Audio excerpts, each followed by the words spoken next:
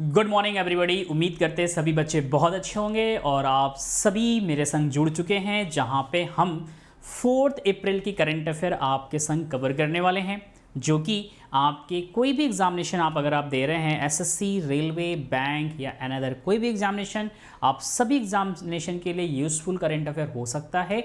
उम्मीद है आप सभी बच्चों से कि आप साथ ही साथ पेन और कॉपी साथ में लेके बैठेंगे, जो भी इंपॉर्टेंट फैक्ट होंगे उस फैक्ट को आप नोट डाउन भी करेंगे, जिससे आपके एग्ज़ाम में आने वाले जो भी इंपॉर्टेंट करंट अफेयर होंगे वो चांसेस हैं एग्ज़ाम में आप अच्छा स्कोर कर सकें। चलिए क्लास की शुरुआत करते हैं। आज हम 4 अप्रैल की करंट अफेयर को देखेंगे कि इसमें इंपॉर्टेंट जो करंट अफेयर है वो क्या है और हमारे एग्ज़ाम के पर्पज़ से क्या क्या चीज़ें इंपॉर्टेंट हो सकती है। तो क्लास की शुरुआत करते हैं और देखते हैं करंट अफेयर क्या क्या है। सबसे पहले क्लास शुरुआत करने के पहले आप सभी को मैं बता दूं, श्री गणेश कल की रात में ऑलरेडी हो चुका है स्टैटिक जीके कोर्स का। उम्मीद है आप सभी बच्चों से जो मैं 90+ टॉपिक लेके आया हूँ इसको आप सभी बच्चों ने ज़रूर से परचेस कर लिया होगा। जिन बच्चों ने कल क्लास देखी है, मेरी इंट्रोडक्शन वाली क्लास देखी है, बहुत ही अच्छा फीडबैक मिला है। उम्मीद आप सभी से भी होगा कि आप सभी ज़रूर से इस क्लास को ज्वाइन करेंगे। डेली कल से स्टार्ट हो चुका है, ये 6 PM पे क्लास नहीं चल रही है, ध्यान रखिएगा। क्लास की टाइमिंग जो है अभी फ़िलहाल चेंज हो चुकी है, ये टाइमिंग हो गया है 9 PM पे। कब हो गया है? 9 PM पे। इसका रीज़न ये है कि बहुत सारे बच्चे ऐसे हैं जो जॉब वगैरह भी करते हैं, तो उनके लिए भी ये क्लास सूटेबल हो जाएगा कि वो 9 बजे अपनी क्लास कर सकते हैं। ठीक है, ध्यान रखिएगा। प्राइस अभी फ़िलहाल 999 है, बट आने वाले 2-3 दिन के अंदर ये क्लोज़ हो जाएगा, या तो फिर ये एडमिशन क्लोज़ हो जाएगा क्योंकि बच्चे हमें ज़्यादा नहीं, सिर्फ और सिर्फ 500 बच्चों का एडमिशन लेना है।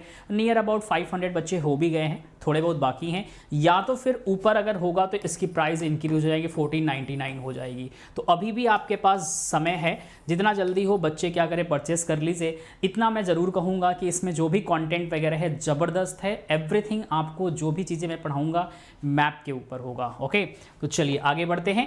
ये कहाँ पे क्लासेस चलेंगी? रीजनिंग लाइव बाय दीपक सर आपका लर्निंग ऐप है, आप जाके प्ले स्टोर से डाउनलोड करिए और इस पेड कोर्स में जाइएगा, आपको सब कुछ मिल जाएगा इस तरह से। ठीक है, आगे बढ़ते हैं और देखते हैं आज के इंपॉर्टेंट करंट अफेयर क्या क्या हैं जो हमारे एग्जाम के पर्पज से इंपॉर्टेंट हो सकते हैं। पहला हमारा जो पॉइंट्स है वो ये है कि इंडियन पोस्ट पेमेंट बैंक, ध्यान रखिएगा, जो हमारा इंडियन पोस्ट पेमेंट बैंक है उसने कोलैबोरेशन किया हुआ है with Airtel launch WhatsApp banking services. मतलब यहाँ पे ये कहा जा रहा है कि इंडियन जो आपका पेमेंट बैंक है, इंडियन पोस्ट पेमेंट बैंक है, उसने हाल ही में एयरटेल के संग क्या किया है, कोलैबोरेट किया हुआ है Airtel and WhatsApp banking services के लिए। जो व्हाट्सएप के द्वारा आपको बैंकिंग सर्विसेज दी जाती हैं, इंटरनेट बैंकिंग वगैरह जो भी सर्विसेज आपको व्हाट्सएप पे दी जाती हैं, यूपीआई वगैरह का, उन सब सर्विसों का बेनिफिट उठाने के लिए इंडियन पोस्ट बैंक और एयरटेल ने आपस में क्या किया है, दोनों ने मिलकर आपस में क्या किया, व्हाट्सएप बैंकिंग सर्विसेज के लिए एक अग्रीमेंट पे साइन किए या कोलैबोरेशन किए हुए हैं। इंडियन पोस्ट पेमेंट बैंक ने एयरटेल के साथ मिलकर व्हाट्सएप बैंकिंग सेवा की शुरुआत करी हुई है। मतलब इंडियन पोस्ट बैंक और एयरटेल दोनों आपस में मिलकर क्या करेंगे, व्हाट्सएप बैंकिंग की सेवा की शुरुआत करेंगे। ठीक है, ध्यान रखिएगा। Indian Post Payment Bank and Bharti Airtel have partnered to launch banking service through WhatsApp for their customer in India। ध्यान रखिएगा, इंडिया के लिए बेसिकली है, जो कि इंडियन पोस्ट बैंक, जो इंडियन पोस्ट जो आपका पेमेंट बैंक है, वो जो भी उनके सर्विसेज वगैरह मिलते हैं कस्टमर को, हर तरह की जो सर्विसेज होती हैं, लाइक जैसे अब इंडियन पोस्ट पेमेंट, ये जो पोस्ट पेमेंट बैंक है वो कहाँ पे है ना, वर्चुअली अगर हम मतलब अगर हम फिजिकली जाना चाहें अकाउंट खुलवाने के लिए, ये सब चीज़ें तो व्हाट्सएप के माध्यम से उसकी लोकेशन को आप पता कर सकते हैं। उसकी जो इंपॉर्टेंट फीचर्स है वो व्हाट्सएप के माध्यम से आप क्या कर सकते हैं, कंट्रोल कर सकते हैं। इंटरनेट बैंकिंग हो गया, यूपीआई बैंकिंग हो गया, मतलब जो भी आप बैंकिंग से रिलेटेड काम करना चाहते हैं वो व्हाट्सएप के माध्यम से, व्हाट्सएप बैंकिंग के माध्यम से कर सकते हैं। उसमें जो सहयोग करेगा वो भारतीय एयरटेल भी क्या करेगा, सहयोग करेगा। With the help of this customer will be able to get a banking service. देखो लिखा ना, बैंकिंग सर्विस जो भी होगा वो आपको यहाँ पे प्रोवाइड की जाएगी in easy way to customer will be able to easily connect with the क्या है, विद हिज बैंक, ठीक है, विद हिज बैंक व्हाट्सएप। मतलब इसकी मदद से कस्टमर को आसान तरीके से बैंकिंग सर्विसेज मिल सकेगी। बैंकिंग से रिलेटेड जो भी सर्विसेज है वो आराम से मिल सकता है और ग्राहक व्हाट्सएप पर अपने बैंक से सहजता से जुड़ सकते हैं, मतलब आराम से जुड़ सकते हैं, सिक्योर है, कोई दिक्कत नहीं होनी। जैसे अब इसका रीज़न क्यों है, क्योंकि आपको पता है कि बहुत सारे लोग ऐसे हैं कि बैंकों के जो एप्लीकेशन होते हैं कम डाउनलोड करते हैं, लेकिन व्हाट्सएप बहुत ज़्यादा लोगों ने डाउनलोड कर रखा है। हर लोगों का काम व्हाट्सएप के बिना अधूरा है ना। तो अब व्हाट्सएप खोलेंगे तो भाई क्या होगा, उनको लगेगा कि नहीं भाई क्या करते हैं, इंडियन पोस्ट पेमेंट बैंक का जो हमने अकाउंट खोला है, चलो देख लेते हैं कि हमारा बैलेंस क्या है, क्या कहानी है, क्या नहीं है। जो भी सर्विसेज वगैरह हैं वो व्हाट्सएप के माध्यम से एट द टाइम ले लेंगे, उनको अलग से कोई अपना एप्लीकेशन ओपन करने की नीड नहीं होगी। ठीक है, तो आसानी होगी कस्टमर के लिए। क्या क्या है, what would be the benefit, digital India mission को क्या है बढ़ावा मिलेगा, गांव के लोग भी इससे जुड़ पाएंगे और भी आसानी तरीके से। कस्टमर निकटतम पोस्ट ऑफिस का पता लगाने जैसे सेवाओं का भी फायदा उठा सकते हैं व्हाट्सएप के माध्यम से। कई बैंकिंग सेवाएं अलग अलग टाइप्स के, वो भी बेनिफिट उठा सकते हैं। ग्राहकों को विशेष रूप से ग्रामीण क्षेत्रों में अतिरिक्त सुरक्षा दी जाएगी, मतलब अतिरिक्त सेवाएं दी जाएगी, ध्यान रखिएगा। बिजनेस हेड एयरटेल का कौन है, तो अभिषेक बिस्वाल जी हैं। CGM CSMO of Indian post payment bank के कौन है सर, तो कौन है, गुरसन क्या है, राय बंसल जी हैं। तो ये दोनों ध्यान रखिएगा, ठीक है। और जो मोस्ट इंपॉर्टेंट है वो यहाँ पे ये है कि इंडियन पोस्ट पेमेंट बैंक ने कोलैबोरेशन किया है किसके संग, इंडियन पोस्ट पेमेंट बैंक और एयरटेल दोनों आपस में मिलकर व्हाट्सएप बैंकिंग सर्विस पे क्या है, इन्होंने कोलैबोरेशन किया हुआ है, ध्यान रखिएगा। आगे आते हैं दूसरे न्यूज़ की तरफ। डिफेंस मिनिस्ट्री ने हाल ही में एक साइन किया है कॉन्ट्रैक्ट जो कि 5400 करोड़ का है। ये अमाउंट याद रखिएगा, एग्जाम में क्वेश्चन पूछा जाएगा, ठीक है। डिफेंस मिनिस्ट्री ने क्या किया, साइन किया है एक कॉन्ट्रैक्ट, ठीक है, और ₹5400 with the indigenous companies. Indigenous company का मतलब ये हो गया कि भारत की कंपनी, कहाँ की, भारत की कंपनी के संग हमारा जो डिफेंस मिनिस्ट्री है उसने साइन किया हुआ है 5500 करोड़ का कॉन्ट्रैक्ट। अब वो कॉन्ट्रैक्ट क्या है इस चीज को समझिएगा। Ministry of defence of India has recently signed the 3 defence contract. कितने सारे किए हुए हैं, 3 कॉन्ट्रैक्ट किए हैं, ध्यान रखिए। कभी कभी ये भी एग्जाम में पूछता है कि हाल ही में रक्षा मंत्रालय ने स्वदेशी कंपनियों के संग कितने सारे कॉन्ट्रैक्ट पर 5400 करोड़ का साइन किया हुआ है। तो 3 कॉन्ट्रैक्ट पे इन्होंने साइन किया हुआ है। कितने, 3 कॉन्ट्रैक्ट पे, अमाउंट कितना है, 5400 करोड़ रुपए का इन्होंने साइन किया हुआ है, ध्यान रखिएगा। Contract with Bharat electronic limited, 2 companies आपको दिख रहा है, भेल जिसे कहते हैं हम लोग कभी कभी, भारत इलेक्ट्रॉनिक लिमिटेड और न्यू स्पेस इंडिया लिमिटेड, है ना। अभी आगे में शॉर्ट फॉर्म में NSIL भी आपको दिखाई देगा, तो समझ जाइएगा न्यू स्पेस इंडिया लिमिटेड की बातें कही जा रही है। ये दोनों कंपनीज जो है हमारे भारत की ही है, इसलिए यहाँ पे लिखा हुआ है इंडिजीनियस कंपनीज या फिर स्वदेशी कंपनी, मतलब वो इंडिया की कंपनी है, मेक इन इंडिया प्रोडक्ट बनाती है, ध्यान रखिएगा। तो डिफेंस मिनिस्ट्री ने साइन किया हुआ एक कॉन्ट्रैक्ट, वो जो कॉन्ट्रैक्ट है वो कितने हैं, 3 कॉन्ट्रैक्ट है। कितने हैं, 3 कॉन्ट्रैक्ट है जिसका कॉस्ट है 5400 करोड़ रुपए का, ध्यान रखिएगा। भारत इलेक्ट्रॉनिक लिमिटेड के संग किया है और न्यू स्पेस इंडिया लिमिटेड के संग किए हैं। कब, 29 मार्च 2023 को इस कॉन्ट्रैक्ट पे साइन किया गया है। जो भी चीज़ें हम आपको दे रहे हैं ये बिल्कुल फैक्ट है। अगर आप एसएससी का कोई भी पेपर दे रहे हैं, रेलवे का कोई पेपर दे रहे हैं, बैंकिंग का कोई पेपर दे रहे हैं, तो सभी के लिए ये इंपॉर्टेंट करंट अफेयर हो सकता है, ध्यान रखिएगा। आगे चलते हैं। ऑल दिस 3 प्रोजेक्ट, ध्यान रखिएगा, ये जो 3 प्रोजेक्ट है आर डिजाइन, किस तरह से होगा, एक तो डिजाइन करने का प्रोजेक्ट होगा, डेवलप्ड करने का प्रोजेक्ट होगा और मैन्युफैक्चरिंग, ठीक है, ध्यान रखिएगा। इन तीनों प्रोजेक्ट भारत में डिजाइन, विकसित और विनिर्माण, विनिर्माण का मतलब मैन्युफैक्चरिंग, ठीक है, खरीद श्रेणी के हैं, ध्यान रखिएगा, इन्हीं तीनों पे किया गया है। पहला जो किया गया है, पहला जो कॉन्ट्रैक्ट है सेना के लिए BEL, ध्यान रखिएगा, BEL कंपनी अभी जस्ट हमने आपको बताया ना, किसके संग, BEL company, Bharat electric limited, ठीक है, या भारत इलेक्ट्रॉनिक्स लिमिटेड के संग किया गया, ध्यान रखिएगा। तो BEL कंपनी स्वचालित वायु रक्षा नियंत्रण रिपोर्टिंग सिस्टम, मतलब यहां पे कह रहा है कि द फर्स्ट कॉन्ट्रैक्ट, ठीक है, जो किया गया है procurement of automatic air defence control reporting system project क्या है, अक्षित, ध्यान रखिएगा, बहुत इंपॉर्टेंट है, पूछा गया कि कौन से प्रोजेक्ट है, तो आकाश क्या है, आकाश तीर, है ना, प्रोजेक्ट आकाश तीर फ्रॉम BEL फॉर आर्मी। किसके लिए किया गया? आर्मी के लिए ये कॉन्ट्रैक्ट किया गया है, जो कि कॉस्ट है 1982 करोड़ रुपए। कितना है? 1982 करोड़ रुपए का ये कॉस्ट है। पहला जो अनुबंध है सेना के लिए, आर्मी के लिए किया गया, BEL कंपनी के संग किया गया है। वायु रक्षा नियंत्रण रिपोर्टिंग सिस्टम प्रोजेक्ट आकाश तीर की खरीद से संबंधित है। ध्यान रखिएगा, किसके लिए? प्रोजेक्ट आकाश तीर से क्या है? संबंधित है। कॉस्ट कितना है? 1942 करोड़ रुपए का है। ठीक है, किसके संग? BEL कंपनी के संग। दूसरा जो है BEL के संग ये भी है, लेकिन ये किसके लिए है? नौसेना के लिए, नेवी के लिए है। सारंग इलेक्ट्रॉनिक सपोर्ट मेजर प्रणाली खरीदने के लिए किया गया है। कौन सी? सारंग इलेक्ट्रॉनिक क्या है? सपोर्ट मेजर प्रणाली खरीदने के लिए किया गया है, जो कि 412 करोड़ का ये कॉन्ट्रैक्ट है। कितने का है? 412 करोड़ का ये कॉन्ट्रैक्ट है। तीसरा जो अनुबंध है वो किया गया है किसके संग? ये किया गया NSIL, मतलब क्या हो गया? NSIL का मतलब new space India limited company के संग किया गया है। उन्नत संचार उपग्रह GSAT-7B खरीद के लिए। The third contract signed with NSIL will be procurement of advance communication satellite, क्या होते हैं? सिस्टम जो है GSAT-7B के लिए किया गया है, जो कि कॉस्ट है 2963 करोड़ रुपए का। अब इन तीनों को मिलाओगे तो आपका कितना बन जाएगा? 5400 करोड़ रुपए का टोटल का है। तो ये तीन का है कॉन्ट्रैक्ट, ध्यान रखिएगा।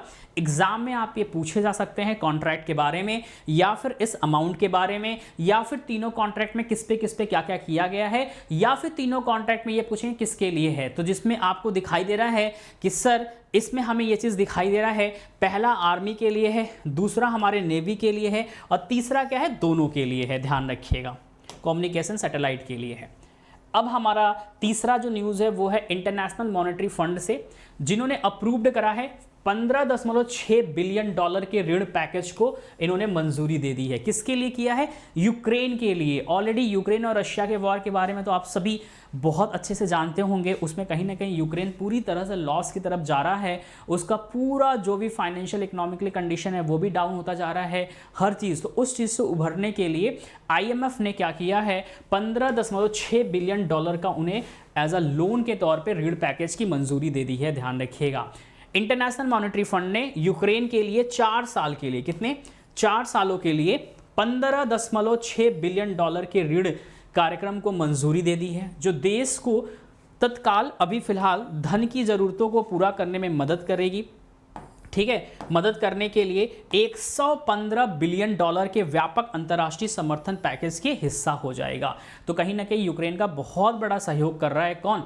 IMF, international monetary fund. और वहाँ के जो प्रेसिडेंट है जेलेंस्की, इन्होंने थैंक यू भी बोला है किसको? IMF को। ठीक है, तो यहाँ पे 2 चीज़ें याद रखिएगा।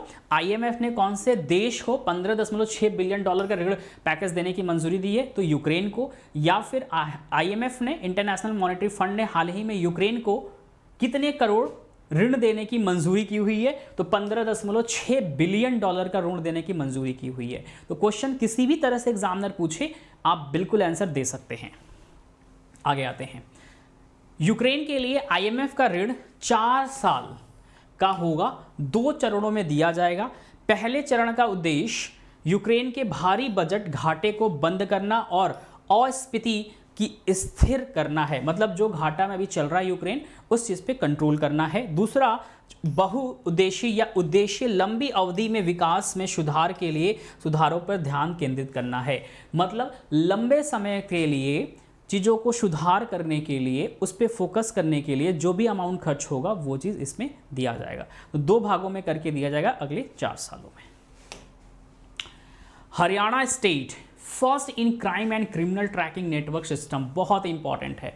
अभी आपने सुना था हरियाणा स्टेट जो है, ठीक है, रेलवे इलेक्ट्रिसिटी में, रेलवे जो नेटवर्क है हरियाणा में जितना फैला हुआ है उसमें उसको इलेक्ट्रीफाई, है ना, पूरी तरह से विद्युतीकृत करने में नंबर 1 राज्य हो चुका है भारत में। वैसे ही सेम नंबर 1 राज्य हुआ है हरियाणा राज्य अपराध और आपराधिक ट्रैकिंग नेटवर्क, मतलब जो लोग अपराध करते हैं उनको ट्रैक करने के लिए नेटवर्क में क्या हो चुका है? प्रथम स्थान हासिल किया हुआ है, ध्यान रखिएगा। अखिल भारतीय स्तर पर जारी ताज़ा crime and criminal tracking report है ना, नेटवर्क सिस्टम रैंकिंग में हरियाणा पुलिस ने पहला स्थान क्या है हासिल किया हुआ है, जो कि जो अंक है वो 99.99 आपको दिखाई दे रहा है अंकों के संग टॉप पे हासिल किए हुए हैं हरियाणा पुलिस। ठीक है, सबसे ऊपर कौन है, हरियाणा है। दूसरे पे कौन है, उत्तर प्रदेश है 98.69 के संग। तीसरे पे 95.43 है और चौथे पे पंजाब है 93.3% के संग। ध्यान रखिएगा, ये बेसिकली जो आपको दिख रहा है रैंकिंग, ये इसलिए रैंकिंग बनाया गया है कि भाई अपराध और आपराधिक जो ट्रैकिंग नेटवर्क सिस्टम है, मतलब कोई अपराध किया, अपराध करके भाग रहा है तो उनको ट्रैक किया जा सके कितनी आसानी से, कितनी जल्दी से। तो उसमें जो राज्य आपको दिखाई दे रहा है हरियाणा नंबर 1 पे है, मतलब हरियाणा ने मैक्सिमम अपराधी को क्या किया, ट्रैक करके पकड़ा हुआ है बहुत ही जल्दी से। उसके बाद उत्तर प्रदेश सरकार आती है, फिर दिल्ली है, फिर पंजाब है। ठीक है, इवन बिफोर दिस, इसके पहले Haryana police has been awarded first rank in the country in the implementation of CCTNS project. मतलब ये जो प्रोजेक्ट आपको दिखाई दे रहा है, कौन सा प्रोजेक्ट है, तो ये है आपका क्या, crime and criminal tracking and network system CCTNS जो आपको कार्यक्रम दिखाई दे रहा है, उसको इंप्लीमेंट करने वाला पहला जो राज्य था वो भी कौन है, हरियाणा पुलिस की ही थी। ठीक है, ध्यान रखिएगा। तो इंपॉर्टेंट था, यहाँ पे क्वेश्चंस आपके एग्जाम में पूछे जाएंगे कि हरियाणा राज्य या अपराध और आपराधिक ट्रैकिंग नेटवर्क सिस्टम में सर्वप्रथम कौन सा राज्य की पुलिस है, तो हरियाणा है। सेकंड पे कौन है, उत्तर प्रदेश पे। थर्ड पे कौन है, दिल्ली है। और चौथे पे कौन है, पंजाब राज्य है। ठीक है, चलिएगा नेक्स्ट आइएगा। रुद्रेंद्र टंडन को ग्रीस का एम्बेसडर बनाया गया है। इसके पहले ये कहां पे थे, तो अफगानिस्तान में थे। कहां पे थे, अफगानिस्तान के ये थे। ठीक है, Rudrendra Tandon appointed as the next ambassador of India to Greece. कहां के बनाए गए, ग्रीस के बनाए गए हैं। रुद्रेंद्र टंडन को ग्रीस में भारत का अगला राजदूत के रूप में नियुक्त किया गया है। अपॉइंटमेंट से क्वेश्चंस ये आपके एग्जाम में आने के चांसेस पूरे हैं, ध्यान रखिएगा। ठीक है, तो यहां पे लिखा हुआ है रुद्रेंद्र टंडन जो है 1994 बैच के क्या है, इंडियन फॉरेस्ट ऑफिसर हैं, ध्यान रखिएगा। सर्विस में काम किए, IFS हैं। ग्रीस में भारत के अगले राजदूत के रूप में नियुक्त किए गए हैं। इससे पहले ये अफगानिस्तान में अपॉइंट थे सितंबर 2020 में। तो इसके पहले एज अ राजदूत के तौर पे काम कर रहे थे अफगानिस्तान में, अब ये चले गए कहाँ पे, ग्रीस में। ठीक है, ध्यान रखिएगा, ये आपको यहाँ पे दिखाई दे रहे हैं। वर्तमान में विदेश मंत्रालय में अतिरिक्त एक्स्ट्रा भार देख रहे हैं सचिव का, सेक्रेटरी का। ठीक है, ध्यान रखिएगा। ग्रीस की जो कैपिटल है वो एथेंस है। कॉन्टिनेंट यूरोप में आता है और वहाँ की जो लैंग्वेज है ग्रीस की वो कौन सी है, ग्रीक या मॉडर्न ग्रीक लैंग्वेज वहाँ पे यूज़ किया जाता है। ठीक है, ध्यान रखिएगा। आगे आते हैं, नेक्स्ट हमारा है चीफ मिनिस्टर योगी जी है, उत्तर प्रदेश के जो मुख्यमंत्री योगी जी हैं, इन्होंने लॉन्च किया है स्कूल चलो अभियान। क्या लॉन्च किया है, स्कूल चलो अभियान। क्यों लॉन्च किया है, क्योंकि नया सत्र लागू हुआ है, नया सत्र स्टार्ट होगा बच्चों का। तो उसमें जो बच्चे स्कूल नहीं जा रहे हैं या नहीं जा पाते हैं, उन बच्चों को पुनः स्कूल भेजना, या किसी वजह से स्कूल नहीं जा पाते हैं तो उन बच्चों को भी स्कूल भेजना, इसलिए इन्होंने स्टार्ट किया है। ऐसा थोड़ी है कि स्कूल चलो अभियान अभी नया है, नहीं, पुराना अभियान है। लेकिन अब जो इन्होंने किया है वो इसलिए किया है कि जो बच्चे स्कूल नहीं जा पाते हैं या नहीं गए हैं पिछले साल, उन सभी बच्चों को भी स्कूल लेके जाया जाए। ठीक है, ध्यान रखिएगा। तो स्कूल चलो अभियान हाल ही में किसके द्वारा लॉन्च किया गया, किस राज्य के मुख्यमंत्री के द्वारा, तो योगी आदित्यनाथ के द्वारा लॉन्च किया गया। उत्तर प्रदेश के ये मुख्यमंत्री हैं। ठीक है, ध्यान रखिएगा, यहाँ पे वही चीज़ लिखा हुआ है। इन्होंने प्रारंभ किया है स्कूल छोड़ चुके बच्चों को स्कूल से जोड़ने के लिए, वही चीज़ यहाँ पे लिखा है, ड्रॉप आउट जो बच्चे हैं। इन्होंने 3-4 बातें, मुख्य बातें कही है। इन्होंने कहा है यूपी को 100% साक्षर प्रदेश बनाना है। मतलब लिटरेसी अगर रेट की बातें करें तो इनको यूपी को क्या करना है, सभी लोगों को क्या करना है, पढ़ाना है, सभी लोगों को आगे बढ़ाना है। जब सभी बच्चे पढ़ेंगे तभी तो यहाँ पे जाके एक साक्षर प्रदेश बन पाएगा उत्तर प्रदेश। देश के भविष्य के साथ नहीं कर सकते हैं लापरवाही, बच्चों के संग कोई लापरवाही नहीं करेंगे, क्योंकि बच्चे ही क्या हैं, देश के भविष्य हैं, जैसे आप सभी हैं। शिक्षा के क्षेत्र में क्वालिटी देने का प्रयास है, मतलब एजुकेशन इंडस्ट्री में क्वालिटी बहुत अच्छा दे, टीचर अच्छे आए, अच्छे से पढ़ाएं, जिससे बच्चों का पढ़ने में मन लगे और वो कुछ अच्छा कर सके। वार्ड और ग्राम पंचायत का डाटाबेस तैयार करे शिक्षक, मतलब जो टीचर हैं वो डेटाबेस तैयार करें, कहाँ पे किस वार्ड में कितने सारे बच्चे हैं, कितने सारे बच्चे नहीं है, कौन पढ़ रहा है, कौन नहीं पढ़ रहा है, सब डेटा को तैयार करना। स्कूलों में चलाए जाएंगे स्वच्छता कार्यक्रम, सफाई वगैरह की कार्यक्रम भी स्कूल में चलाए जाएंगे। ये सब मेन था, बट आपको याद क्या करना है वो ये है कि मुख्यमंत्री योगी जी ने किया है स्कूल चलो अभियान की शुरुआत। नेक्स्ट आते हैं, सेबी बोर्ड मीटिंग अभी रिसेंटली हुआ है, इसमें कई सारे अहम फैसले लिए गए हैं, ठीक है, ध्यान रखिएगा। पहला जो लिया गया है वो ये है सोशल एंड गवर्नेंस, ध्यान रखिएगा, स्ट्रिक्चर्स, मतलब यहाँ पे कह रहा है कि सोशल और गवर्नेंस से लेकर अफवाहों से निपटने के लिए, मतलब आपने देखा है बहुत सारे बैंकिंग के ऐसे मतलब आते हैं कि click on this link and get to 200 Paytm cashback, इस तरह करके आपको मिलते हैं ना बहुत सारे, या फिर फ्रॉड इसे हम कहते हैं, बैंकिंग फ्रॉड वगैरह। तो सोशल मीडिया पे बहुत सारा आप देखेंगे फैलता रहता है, कभी व्हाट्सएप पे आ जाएगा, कभी आपके टेक्स्ट मैसेज पे आ जाएगा, या फिर सोशल मीडिया पे या फेसबुक पे या आप कहीं भी कुछ देखते हैं उस पर क्लिक कर देते हैं। अब वो बैंक वाला आपको 50 बार कॉल करता है, भैया क्रेडिट कार्ड बनवा लीजिए, भैया ये करवा लीजिए, भैया वो करवा लीजिए, है ना। वो डेटा आपका क्या होता है, जो आपकी प्राइवेसी होती है, आप उसमें कहीं ना कहीं लिखा होता है क्लिक करने के लिए शेयर दिस प्राइवेसी, तो आप उस पर क्लिक कर देते हो, तो आप उसको पढ़ते तो नहीं हो टर्म एंड कंडीशन को, है ना। टर्म एंड कंडीशन आप लोग पढ़ते हो नहीं जल्दी, कौन पढ़ने जाएगा 4 पेज का 10 पेज का, तो आप लोग क्लिक कर देते हो। तो उसमें क्या होता है, जो आपकी प्राइवेसी होती है, आपने उसमें परमिशन दे दिया है उस कंपनी को कि हम अपनी प्राइवेसी आपके संग शेयर कर रहे हैं, ठीक है।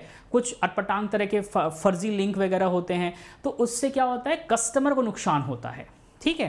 तो इस चीज़ को देखते हुए सेबी ने यह निर्णय लिया हुआ है कि क्या सोशल और गवर्नेंस से लेकर अफवाहों को निपटने के लिए क्या किया जा सकता है, उस पर सख्ती का नियम आएगा। डिस्क्लोजर से जुड़ने के नियमों को इन्होंने सख्त किया हुआ है, ध्यान रखिएगा।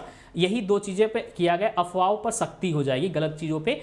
बाजार में उठ रही अफवाहों से आम निवेशक को सुरक्षित करने के लिए सेबी ने फैसला लिया है कि पहले अक्टूबर से 100 कंपनी को बाजार में उठी किसी भी अफवाह पर अपनी स्थिति को 12 घंटे के अंदर क्या है साफ करना होगा। अगर मान लो कोई कंपनी है फाइनेंस की, है ना, अगर वो इंश्योरेंस वगैरह कुछ भी क्या करती है, अपना सर्विस देती है, कहाँ, पब्लिक को, कस्टमर को, अगर वो गलत तरीके से देती है या फिर उसके जगह पे कोई गलत तरीके से यूज़ करता है, अफवाह फैला रहा है, कुछ भी कर रहा है, तो उसको क्या किया जाएगा, 12 घंटे के अंदर कंप्लीट किया जाएगा, उसका कंप्लेन लिया जाएगा और उस पर संसाधन दिया जाएगा। मतलब कि यह है कि भाई उसका निवारण किया जाएगा, ठीक है, ध्यान रखिएगा। ESG डिस्क्लोजर के बारे में वही लिखा हुआ है कि इसमें ये भी लिखा गया, और ESG का मतलब होता है इन्वायरमेंट, सोशल एंड गवर्नेंस, ठीक है। नेक्स्ट आइएगा, यूके में, यूनाइटेड किंगडम में हमजा यूसुफ, ये आपको दिखाई दे रहे हैं, पहले मुस्लिम हैं, बने हैं स्कॉटलैंड के पहले मुस्लिम फर्स्ट मिनिस्टर। स्कॉटलैंड के मुस्लिम मिनिस्टर बने हैं पहले, ठीक है, पहले मुस्लिम मिनिस्टर स्कॉटलैंड पार्टी के ये बने हुए, ध्यान रखिएगा। स्कॉटलैंड में हमजा यूसुफ 37 साल के ये आपको दिखाई दे रहे हैं, अपने प्रतिद्वंद्वित्व को हराकर यूके में सत्तारूढ़ स्कॉटिश नेशनल पार्टी, कौन सी है सर, स्कॉटिश नेशनल पार्टी के प्रमुख पदवी हासिल कर ली है। ऐसा करने वाले वो पहले मुस्लिम नेता हैं, ठीक है, क्या है, पहले मुस्लिम नेता है, ध्यान रखिएगा ये है, इसलिए बहुत इंपॉर्टेंट है, एग्जाम में क्वेश्चंस पूछ जाता है। इन्होंने किसको रिप्लेस किया, किसकी जगह लिया है, इन्होंने लिया है निकोला स्टर्जन का। किसका लिया है, निकोला स्टर्जन का इन्होंने क्या किया है, जगह लिया हुआ है, ठीक है, ध्यान रखिएगा। आपके जागरण न्यूज़ में भी ये चीज़ आया हुआ था। IPL 2023 से बाहर हो चुके हैं कौन, केन विलियम्सन। क्वेश्चंस पूछे जाएंगे यहाँ पे, ध्यान रखिएगा। केन जो विलियम्स हैं ये कहाँ से बिलोंग करते हैं, तो ये बिलोंग करते हैं न्यूजीलैंड से, और इनको घुटने में चोट आया जिसकी वजह से IPL 2023 से ये बाहर हो चुके हैं। ये कौन से टीम से खेलते हैं, तो गुजरात टाइटन के संग ये खेलते थे। किसके संग, गुजरात टाइटन के हिस्सा थे, इस बात को ध्यान रखिएगा। नेक्स्ट आइएगा, FTP जिसे हम लोग फॉरेन ट्रेड पॉलिसी कहते हैं। अभी 2-3 दिन पहले जब हमने करंट अफेयर पढ़ाया था तो वहाँ पे ये मुद्दा हमने समझाया था, ठीक है। भारत ने क्या किया है, जो एक्सपोर्ट है, ठीक है, एक्सपोर्ट के बारे में अभी हम आपको 2 दिन पहले ही करंट अफेयर में पढ़ाए थे कि $700+ बिलियन का बिजनेस इस बार भारत ने किया हुआ है। और भारत का ऐसा मानना भी है कि आने वाले कुछ सालों में भारत का जो टारगेट है 2 ट्रिलियन का वो 2030 तक क्या है भारत अचीव कर लेगा। एक्सपोर्ट में सब कुछ आता है, जो भी मेक इन इंडिया होता है भारत में बनाया जाता है, या फिर असेंबल्ड किया जाता है उसे हम दूसरे देशों में जो बेचते हैं उसे हम एक्सपोर्ट कहते हैं, है ना। इंपोर्ट का मतलब जो लोग इंडिया में करते हैं, हम एक्सपोर्ट बेच रहे हैं, तो जितना हम लोग बेच रहे हैं उसकी बातें कर रहे हैं। तो भारत का अभी जो नया डेटा आया था वो 700+ बिलियन डॉलर भारत ने क्या किया है, एक्सपोर्ट किया है। बट भारत का ये मानना है, किसका, फॉरेन ट्रेड पॉलिसी FTP में ये कहा गया है कि भारत 2030 तक 2 ट्रिलियन जो टारगेट है वो अचीव कर सकता है, किसमें, एक्सपोर्ट में। ध्यान रखिएगा, बहुत इंपॉर्टेंट है, एग्जाम में क्वेश्चन पूछे जा सकते हैं, ठीक है। विदेश व्यापार महानिदेशक संतोष सारंगी के अनुसार वाणिज्य और उद्योग मंत्री पीयूष गोयल ने FTP 2023 पेश किया है, जो अप्रैल 2023 से लागू होगा, मतलब 1 अप्रैल, है ना, 1 अप्रैल 2023 से क्या है, ये लागू होगा, ठीक है, ध्यान रखिएगा। 2 ट्रिलियन का सपना है, 2030 तक कंप्लीट कर लेंगे, वही चीज़ यहाँ पे लिखा हुआ है, ठीक है। तो ये थी इंपॉर्टेंट करंट अफेयर जो कि हमने आपको दिया है। अब आइए चलते हैं इस पे बेस्ड जो अभ्यास प्रश्न है प्रैक्टिस क्वेश्चन से, वो कंप्लीट कर लेते हैं। पहला जो न्यूज़ हमने पढ़ाया उस पे बेस्ड जो MCQs है, इंडिया पोस्ट पेमेंट बैंक ने किसके साथ मिलकर व्हाट्सएप बैंकिंग सेवा की शुरुआत करी हुई है। तो भारती एयरटेल के संग मिलकर इन्होंने क्या किया, इसकी शुरुआत की है, अभी जस्ट हमने पढ़ाया है, उसी पे बेस्ड ये क्वेश्चन है। Defence minister sign contract over how many rupee with indigenous companies. Indigenous मतलब कि जो हमारे भारत की कंपनी है, स्वदेशी कंपनी है, उसके संग कितने अमाउंट का इन्होंने कॉन्ट्रैक्ट दिया हुआ है, तो 5400 करोड़ का, ठीक है, ध्यान रखिएगा, कितने, 5400 करोड़ के 3 कॉन्ट्रैक्ट हैं, ध्यान रखिएगा, क्या है, 3 कॉन्ट्रैक्ट हैं, ठीक है, कितने हैं, 3 कॉन्ट्रैक्ट है, सब कुछ हमने आपको बता दिया है। इंटरनेशनल मॉनेटरी फंड द्वारा यूक्रेन के लिए कितने साल के ऋण कार्यक्रम को मंजूरी दी है, कितना था, $15.5 बिलियन की मंजूरी दी गई है, ध्यान रखिएगा, कितने, 4 सालों के लिए, कितने, 4 सालों के लिए, अभी जस्ट हमने आप लोग को पढ़ाया है। CCTNS प्रगति रैंकिंग में हरियाणा पुलिस ने कितने अंकों के संग शीर्ष स्थान पर हासिल किया है, तो 99.99 है। उसके बाद आपका आता है कौन, उत्तर प्रदेश आता है, उसके बाद आपको जो आता है वो कौन आता है, दिल्ली आता है, ध्यान रखिएगा, और उसके बाद कौन आता है, PB पंजाब आता है, नंबर 1 पे कौन आता है, हरियाणा आता है। ये सब चीज़ें हमने आपको अभी जस्ट पढ़ाया है, वहीं से क्वेश्चंस की बने हुए हैं। बताइएगा, who among the following was appointed as the next ambassador of India to Greece. Greece के जो नए एम्बेसडर बनाए गए हैं, राजदूत बनाए गए हैं, वो कौन बना हुआ है, आपको ये बताना है। तो वो बने हैं रुद्रेंद्र टंडन। कौन बने हैं, रुद्रेंद्र टंडन। ये इसके पहले कहाँ थे, तो ये अफगानिस्तान में थे, कहाँ पे थे, अफगानिस्तान में थे। अब कहाँ चले गए, ये ग्रीस में चले गए, ठीक है, ध्यान रखिएगा। निम्न में से किस राज्य सरकार द्वारा स्कूल चलो अभियान की शुरुआत की गई है, शुभारंभ किया गया है, तो उत्तर प्रदेश सरकार के द्वारा। किसके द्वारा, यहाँ के चीफ मिनिस्टर के द्वारा ये लॉन्च किया गया, योगी जी के द्वारा, ठीक है, ध्यान रखिएगा। सेबी बोर्ड द्वारा लिए गए अहम फैसलों में ESG डिस्क्लोजर मजबूत करने के लिए कोर BRSR में कितने अहम पैरामीटर शामिल है, 50, 49, 34 या फिर कितने सारे, या फिर कितने हैं, 55। तो टोटल कितने हैं, 49 है। कितने पैरामीटर से, 49 पैरामीटर क्या है, शामिल है। निम्न में से यूके में स्कॉटलैंड के पहले मुस्लिम फर्स्ट मिनिस्टर कौन बने हुए हैं, तो ये अभी जस्ट हमने पढ़ाया है, कौन है, हमजा यूसुफ। कौन है, हमजा यूसुफ को बनाया गया पहले हैं, जो कि 37 वर्ष के हैं। कितने साल के हैं, 37 साल के हैं, ध्यान रखिएगा। IPL में टीम गुजरात टाइटंस के कौन से बल्लेबाज IPL 2023 से बाहर हो गए हैं, तो केन विलियमसन के बारे में अभी पढ़ाया है। ये बिलोंग करते हैं न्यूजीलैंड से। कहाँ से, न्यूजीलैंड से, अभी जस्ट हमने आप लोगों को पढ़ाया है। Next question number last, FTP foreign trade policy 2023 के जारी या जरिए भारत किस वर्ष तक $2 ट्रिलियन के निर्यात का लक्ष्य हासिल कर लेगा, तो अभी जस्ट हमने पढ़ाया है आपको 2030 तक ये लक्ष्य क्या है, भारत हासिल कर लेगा। ये था 10 क्वेश्चन जो कि हमने आपको कराया है। अब देखते हैं कि सर कोई भी इंपॉर्टेंट डे का न्यूज़ नहीं था इसलिए मैंने नहीं दिया है, तो ये हमने आपको आज पढ़ाया है 10 न्यूज़, ध्यान रखिएगा। हमने 10 न्यूज़ के आपको फैक्ट पढ़ा दिए और उस पे बेस्ड हमने आपको 10 MCQs भी करा दिए। अब आपका काम है कि जो चीज़ हमने आपको पढ़ाया है उसको मेहनत से नोट्स बना लीजिएगा। बनाने के बाद उसके जो MCQs है उसको भी आप क्या कर लेंगे, प्रैक्टिस कर लेंगे। ठीक है, ध्यान रखिएगा। ये करंट अफेयर बड़े काम आपके आने वाले हैं, डेली के हैं। तो आज 4 अप्रैल थे, 4 अप्रैल के 10 करंट अफेयर। आप सोचो कि आप 10 करंट अफेयर डेली कर रहे हो, इनटू आप 30 दिन कर लो, कितने हो गए? तो आप 300 करंट अफेयर मेरे संग कर लिए। और ये 300 हम MCQs की बात कर रहे हैं।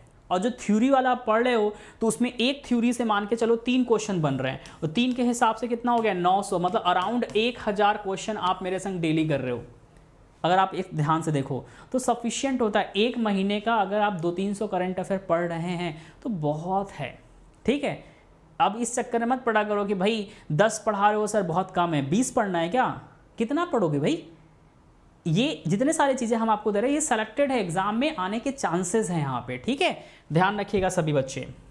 नाउ अगेन आप सभी बच्चों को एक छोटी सी इन्फॉर्मेशन फिर से दे देते हैं कि मेरी जो स्टैटिक जीके की कोर्स है वो स्टार्ट हो चुकी है 3 अप्रैल से, मतलब कल से स्टार्ट हो चुका है। रात में 9 PM पे ये क्लासेस चल रही हैं। कब? 9 PM पे। तो 6 बजे ये क्लासेस नहीं चल रही हैं, ध्यान रखिएगा। 9 बजे चल रही है। कल हमने क्लास ले लिया था रात में, जहाँ पे हम बच्चों को इंट्रोडक्शन क्लास पढ़ाए थे। आज रात में 9 बजे, आज है 4 अप्रैल, तो आज रात में 9 बजे ये सेशन स्टार्ट हो जाएगा, जहाँ पे हम आपको पढ़ाने वाले हैं क्या, टेम्पल ऑफ इंडिया, है ना। टेम्पल ऑफ इंडिया जरूर से आप सभी बच्चे ज्वाइन कर लीजिएगा। और अभी तक जिस बच्चों ने अभी तक परचेज नहीं किया है, 999 का कोर्स है, जाके जरूर से परचेस कर लीजिए, या फिर ये कॉस्ट बढ़ जाएगा, मैं पहले भी बता चुका हूँ। ये क्लासेस कहाँ चलेगी? रीजनिंग लाइव बाय दीपक सर आपके लर्निंग ऐप पे चलेगी। जाइएगा प्ले स्टोर पे रीजनिंग लाइव बाय दीपक सर डाल के आप इस ऐप को डाउनलोड करिए। पेड कोर्सेज में जाइएगा, ये कोर्सेज आपको विजिबल हो जाएगा, दिखाई देगा। इसी उम्मीद के संग आप सबसे विदा लेते हैं। उम्मीद करते हैं सेशन आपको अच्छी लगी होगी। अगर सेशन आप सभी बच्चों को अच्छी लगी है तो शेयर करना नहीं भूलेंगे। Thank you so much, take care, bye bye, जय हिंद।